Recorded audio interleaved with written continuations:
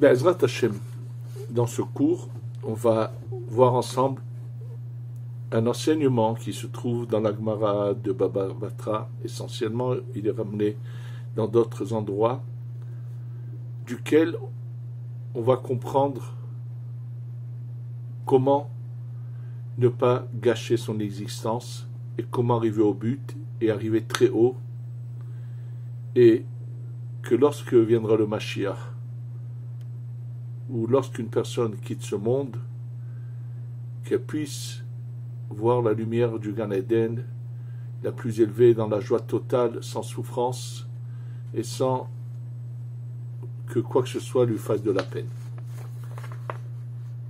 La Gemara dans Masechet Baba Batra dit la chose suivante. Ve'amar Rabbi Abou. Rabbi Abou dit, Shalou et Shlomo.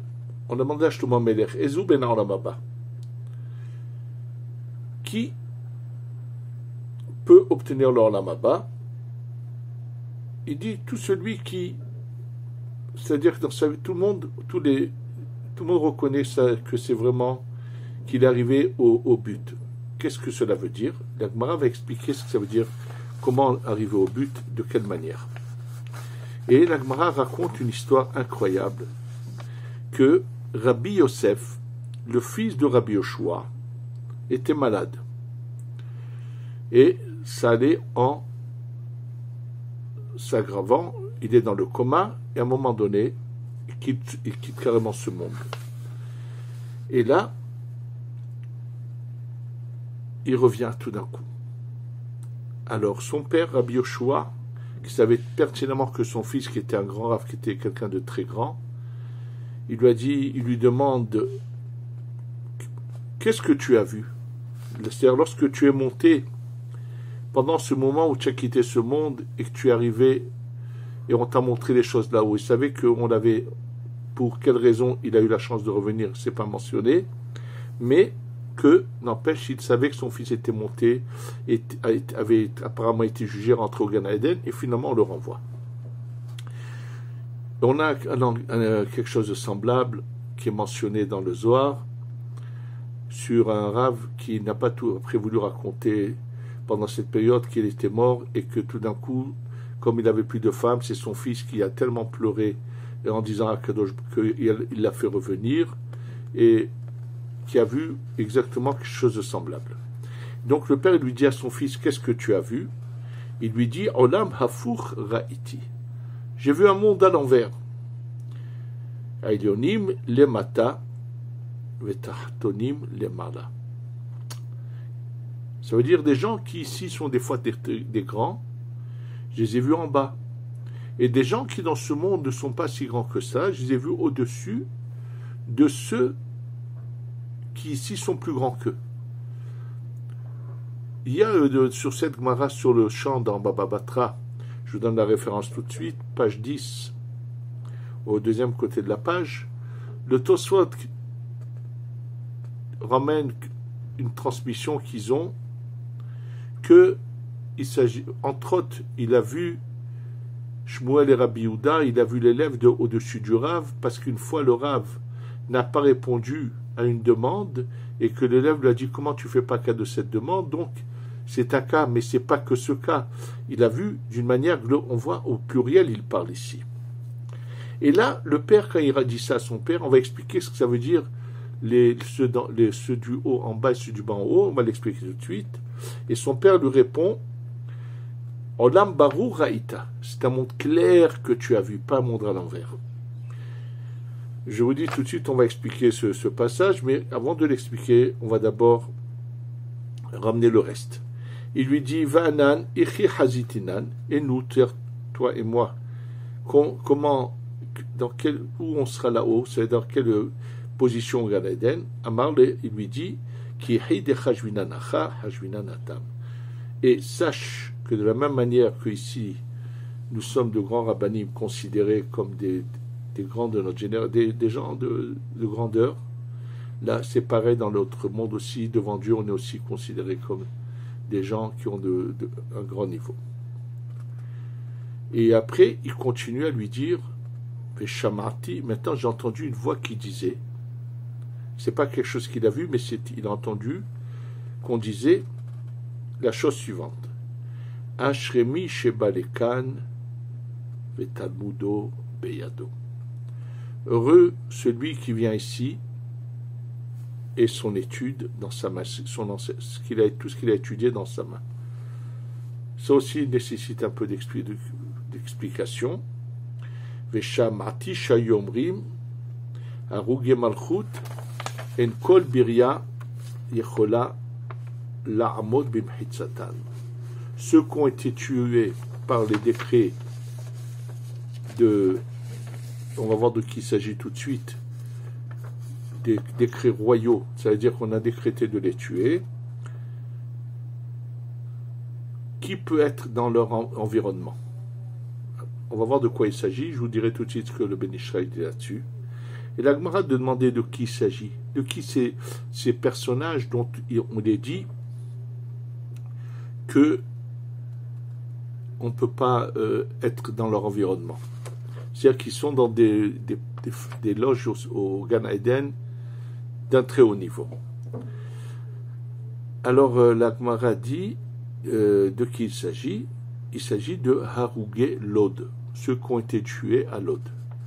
Alors Rashi nous éclaire là-dessus. De quoi s'agit-il? Rashi nous éclaire que c'est à l'époque où les Romains dominent en Eretz Israël, et il y en a un qui s'appelle Tourianus, et lui, que s'est-il passé? Voilà que la fille du roi, ou de celui qui était le responsable, non marqué la fille du roi, a été trouvée morte, assassinée. Et on a cru que c'était la communauté juive qui l'avait tuée par vengeance par rapport à son père.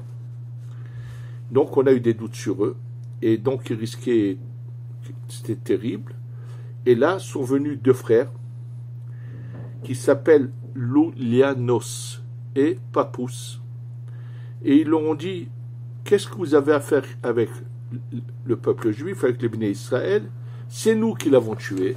Bien sûr, il faut savoir qu'à cause de ça, ils ont été condamnés à mort, et non seulement qu'ils ont été condamnés à mort, il y a toute une discussion comment ça s'est passé, et pour savoir la manière dont ils ont été condamnés à mort, je vais vous lire ce qui est mentionné dans le Midrash Rabbah Kohelet, Paracha 3, passage 21.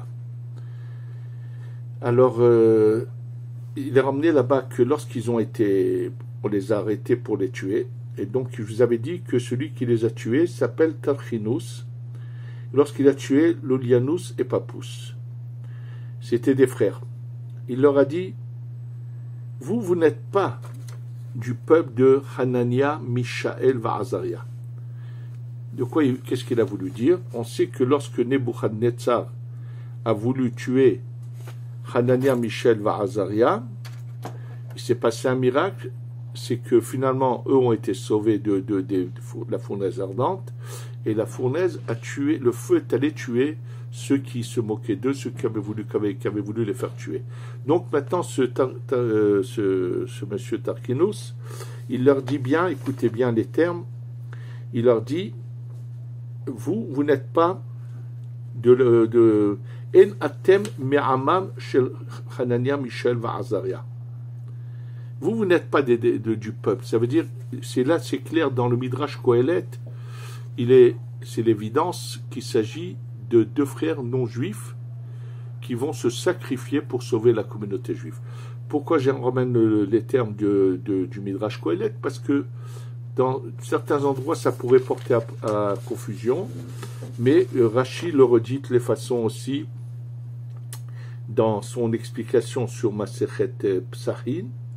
Il dit clairement que ces deux frères-là se sont donnés pour le peuple d'Israël. Ou même ici, il leur dit, ils disent comme ça: Malachem al Israël, pourquoi vous cherchez les peuples juifs? C'est pas eux qui ont fait ça, c'est nous qui l'avons tué.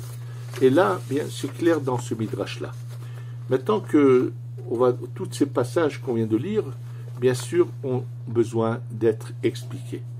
Et Donc, au passage, on voit que ces deux non-juifs qui ont voulu se sacrifier pour le peuple d'Israël arrivent à un emplacement exceptionnel. On a un cas semblable, que je vais vous dire tout de suite, qui se trouve exactement aussi dans Masechet Avodah Zarah, et où un non-juif se sacrifie pour Rabbi Hana ben Teradjon, comme je vous le racontais, et bien sûr, il va être directement rentré en un instant au Gan Eden. Mais on va reprendre le sujet depuis le début. En fait, quand il lui dit « j'ai vu un monde à l'envers », nous sommes habitués à ce que est récompensé celui qui est arrivé au but. Je vais m'expliquer. Dans les gens qui font des études, il y a des gens qui ne se fatiguent pas beaucoup, mais qui sont très brillants, ils ont une très grande intelligence, une bonne mémoire. Et en travaillant peu, finalement, ils décrochent des diplômes qui vont leur donner la possibilité d'avoir accès à des postes très élevés, avec de très grosses payes. C'est-à-dire qu'ils vont réussir à arriver très haut, mais facilement. Alors qu'il y en a d'autres qui auront travaillé beaucoup plus qu'eux, mais qui n'ont pas les mêmes facultés, et donc qui ne vont pas arriver aux mêmes conséquences que les premiers. Dans ce bas monde, ce qui compte, c'est la conséquence, c'est le résultat. Ce n'est pas l'effort. Dans l'au-delà, de l'autre côté, sachez une chose, ce n'est pas du tout les mêmes critères. Du tout. Là-bas, on récompense l'effort.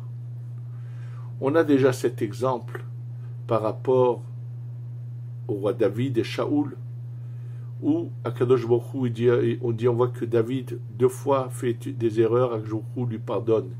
Et à Shaoul, une erreur, elle ne lui est pas pardonnée. Comme lui dit Akadosh Baruch Hu, dit, toi Shaoul, ta neshama est une neshama pure, qui n'aurait jamais dû arriver à cette erreur. David, c'est une neshama qui, avant de venir dans ce monde, est sortie du fin fond des abîmes, qui mène un combat constant, très dur et vraiment épuisant, qui fasse que des erreurs, mais c'est rien. Donc on voit que Hachem, lui, tient compte des efforts de chacun. Et que chacun doit le savoir, que devant Akadosh Baruch Hu, c'est ça qui va compter. Donc c'est ça ce qu'il lui dit le père à son fils. Tu as vu un monde clair. Dieu récompense en fonction de l'effort. Celui qui aura tout fait pour essayer d'étudier, même s'il n'est pas arrivé très loin, mais qui a eu le désir, qui s'est efforcé, qui a mis tous ses efforts et qui a cherché à être dans une droiture totale, sans jamais avoir quelque sorte de pensée qui puisse le détourner de la droiture. Parce qu'il arrive souvent qu'on fasse des erreurs parce que on a des idées préconçues et on veut absolument les mettre en valeur, et on va dire des choses qui sont inexactes parce qu'on avait déjà ces idées en soi. C'est pas sans raison qu'Agmara a dit qu'il y a des gens qui font l'acte de Zimri ben Salou qu'on a vu dans l'histoire de Pinchas et qui veulent la récompense de Pinchas. Ça veut dire ils pensent qu'ils sont dans la droiture, que eux sont des tzadikim qui font ce qu'il faut et que c'est à eux que ça revient, et finalement, quelle désillusion lorsqu'ils arrivent là-haut. C'est le cas de Korach, qui était persuadé qu'il avait raison devant Moshe Rabbeinu, mais lui, sa désillusion, il a eu déjà dans ce monde, et ça lui a coûté très cher. Mais combien de gens peuvent avoir une désillusion lorsqu'ils arrivent là-haut? On va leur montrer, il y a énormément de preuves à cela.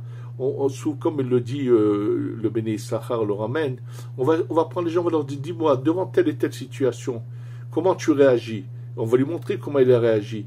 Et on va lui montrer que dans d'autres situations, il est tout à fait l'inverse de ce qu'il dit. C'est-à-dire que dans cette situation, il réagit parce qu'il a ses principes à lui, et dans d'autres situations, donc finalement, il se contredit. Il ne se rend même pas compte qu'il agit contraire réellement à ce qu'il pense. Il a un agissement très surprenant, qui est une contradiction dans sa manière de réagir devant des situations. Et combien de fois que Dieu préserve, on peut faire des erreurs et c'est trop tard, c'est qu'après. Donc là-haut, le jugement est par rapport à combien de choses, combien de paramètres que Hachem utilise, que nous ne connaissons pas et qui font que finalement des gens qui étaient un peu de côté ou qui n'étaient pas des gens connus pour être si grands et qu'il y avait beaucoup d'autres qui étaient beaucoup plus grands dans le nom, dans la renommée par rapport à eux et qui finalement se retrouvent dans une situation de l'inverse. Donc ça c'est par rapport au premier passage de ce que l'Agmara dit. Et maintenant quand il lui dit, donc ça c'est ce qu'il lui dit par rapport à cela. Après, quand il lui dit, qu'est-ce que ça veut dire Hashemi Shebalekan Metalmudo Biado, c'est ce qui est très important, que lorsqu'on étudie quelque chose et ça nous impressionne, on le prend à cœur, il faut savoir que ça reste inscrit dans notre cœur. C'est-à-dire qu'on a un tel amour de la Torah qu'on connaît notre enseignement, on sait ce qu'on a étudié, ça nous reste, ça nous marque, ça nous impressionne. Celui qui vient avec son Talmud en main, sans entrer dans ce détail-là important qui est de se rappeler ce qu'on a étudié, qui est très très important.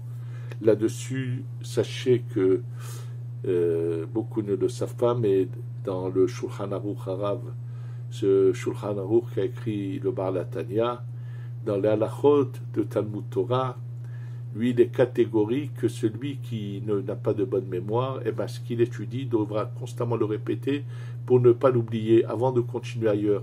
C'est-à-dire que c'est pas seulement la répétition, c'est le plus on met le cœur et l'attention dans les choses, plus elles peuvent rester marquées et imprégnées en nous.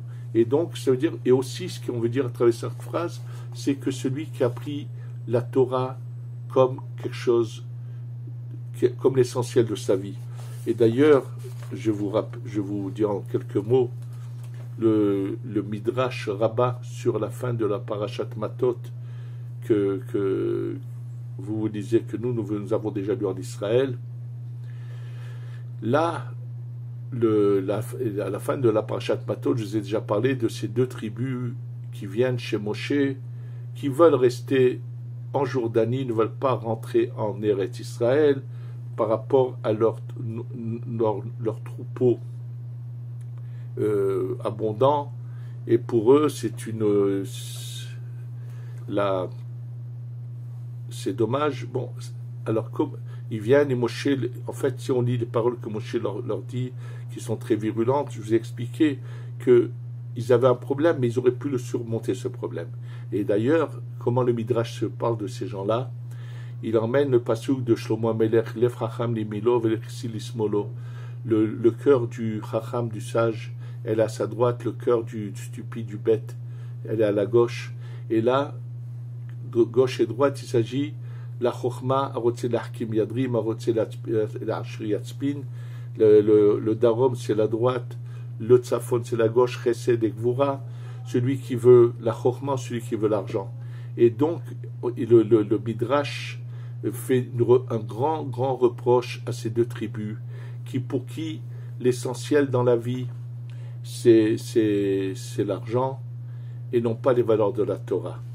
Et je peux vous dire qu'un jour, j'ai entendu une phrase qui m'a vraiment choqué d'un Kollelman d'origine roumaine, d'origine de famille ashkénaze très pratiquante, et il a dit, bon, il a dépassé les limites dans ses paroles.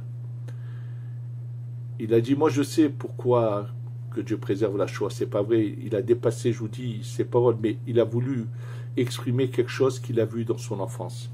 Il a dit, j'ai grandi dans une famille, bien sûr, on est pratiquant, mais ce qui compte, c'est combien tu as d'argent, combien tu pèses et combien...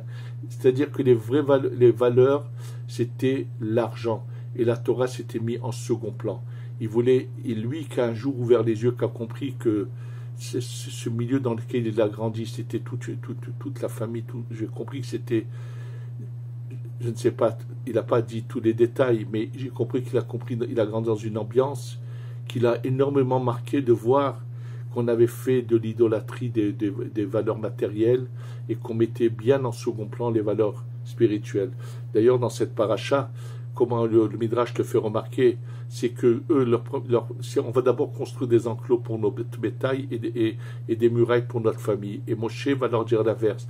Vous allez d'abord construire des murailles pour votre famille, pour protéger votre famille, et après des enclos pour votre bétail. Ça veut dire que eux, leur bétail passe avant la famille. Tellement que, alors, il est évident que quand quelqu'un a dans son cœur les vraies valeurs, automatiquement la Torah qu'il étudie, qu'il entend, qu'il apprend, reste gravée sur son cœur. C'est un peu dans cette idée que c'est marqué Hashemi Shebalekam le Talmud de Beyado. Maintenant, ce qui nous reste à expliquer, c'est ce sacrifice de ces deux frères qui s'appellent Lulianus et Papus. C'est sûr que ça va être un peu une surprise de voir que deux frères, mais il ne faut pas oublier qu'ils vivent en Israël et qu'ils côtoient la communauté. Et ils voient ce que c'est que l'authenticité du judaïsme, du service d'Hachem.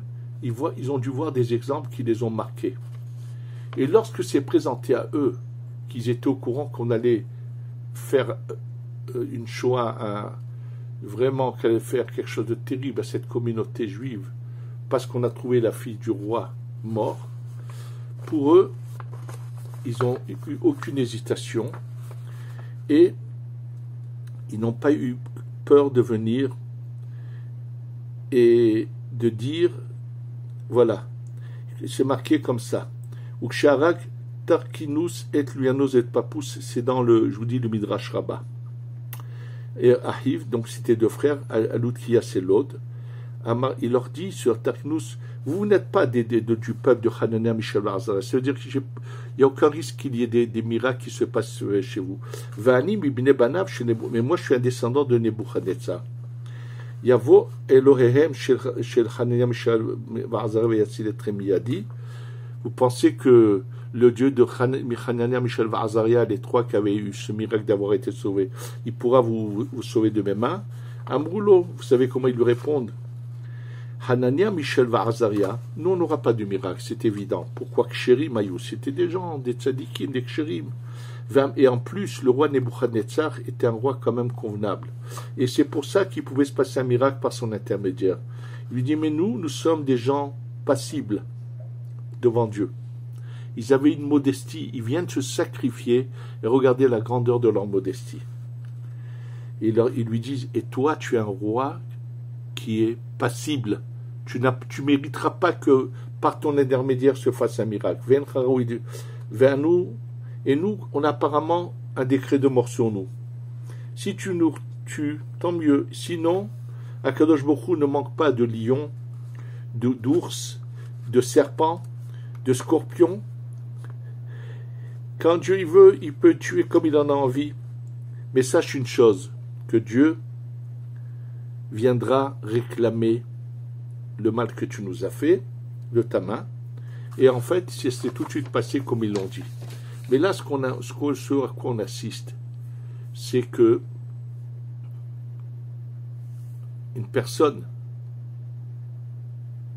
qui se sacrifie, Kadosh Baruch Hu, qui comprend la vérité, se sacrifie, Kadosh Baruch Hu le récompense.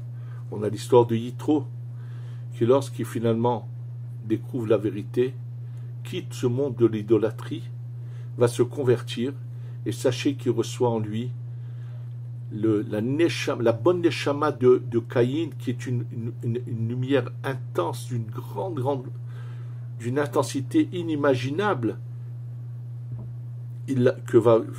c'est semblable à ce qu'on aura eu plus tard à Akiva. Et Yitro arrive à un niveau inimaginable. Tout celui qui reconnaît, qui sait, mais qui va et qui fera le pas, c'est le cas de ces deux frères. On a quelque chose de semblable, je vous dis, dans Masechet Avodah Zara, lorsque Rabbi Hanina ben Teradion est condamné à mort, il fait partie de ces 10 condamnés à mort qu'on appelle Arugé Meloucha. Et le Romain qui est à côté de lui, en fait, on veut tuer Rabbi Hanina ben Teradion d'une manière horrible. On l'entoure de coton imbibé d'eau, et on met du feu autour, et on veut le griller à petit feu, c'est-à-dire le tuer en lui faisant passer la pire des morts qu'il puisse y avoir. Et il y en a qui disent à Rabbi Hanan ben Teradjon de loin, il a qu'à ouvrir la bouche, que la chaleur vienne et le tue, comme ça il meurt tout de suite. Il leur dit qu'il ne peut pas toucher à son corps, lui il n'a pas le droit de se suicider, même qu'il est à 2 pas de la mort. Et ce Romain lui demande, s'il le sauve, est-ce qu'il lui promet l'Olam Haba? Il lui dit oui. Et là ce Romain fait en sorte que tout de suite fait monter le feu très vite pour que Rabbi Hanan ben Teradjon ne continue pas à passer ses souffrances d'enfer et meurt tout de suite, et lui se jette également dans le feu et il va directement en Olam Haba, comme il y en a qui acquièrent leur Olam Haba en un clin d'œil. Un Romain qui a compris tout d'un coup, il a certainement que l'impact de la sainteté de Rabbi Hanan ben Teradjon a fait un effet sur lui, mais il était réceptif. Voilà à quoi il est arrivé. Ce qu'il faut savoir, que Akadosh Baruch Hu récompense l'effort. Et que chacun, c'est que Dieu qui sait combien d'efforts il fait dans la vie, et qu'il n'y a que Hachem qui sait combien ses désirs sont grands vis-à-vis d'Hachem, ses pensées, et que celui qui veut être en première loge, il a la solution ici. Fasse qu'on fasse tout, bien sûr, pour l'amour d'Akadosh Baruch Hu. Mais il faut le savoir, Akadosh Baruch Hu, plein de bonté, et paye avec tellement de bonté et récompense tout celui qui aura fait des efforts pour le servir. Fasse qu'on sache le servir comme il faut et qu'on ait la Yula Shlema, Shetavo, Bimera, Beyamenu, Amen, Ve Amen. Jerusalem.